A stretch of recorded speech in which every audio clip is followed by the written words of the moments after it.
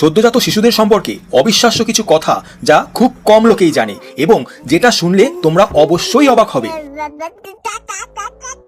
বন্ধু, তোমরা কি জানো যখন কোনো বাচ্চা জন্মগ্রহণ করে তখন তারা শুধু ব্ল্যাক অ্যান্ড হোয়াইট কালার দেখতে পায়। তারা যে রংটা সবার প্রথমে দেখতে পায় সেটা হলো লাল রং, তাও আবার জন্মের কয়েক সপ্তাহ পর থেকে। 6 মাস পরে গিয়ে তারা সব রঙই দেখতে পায়, যেমন বড়রা অর্থাৎ যেমন আমরা দেখতে পাই। শুরুতে তাদের দৃষ্টিশক্তি খুবই আবছা থাকে। প্রথমে ওরা মাত্র 20 থেকে 30 সেন্টিমিটার পর্যন্ত দেখতে পায়। আরও একটি বিস্ময়কর তথ্য হলো জন্ম হতেই বাচ্চারা কাঁদে, কিন্তু তাদের চোখ থেকে কখনোই জল পড়ে না, কারণ যে টিয়ার ডাক্ট থাকে আমাদের চোখে, মানে যে নালি দিয়ে চোখ থেকে জল বেরোয়, সেটা তৈরি হতে 2 থেকে 3 সপ্তাহ সময় লেগে যায়।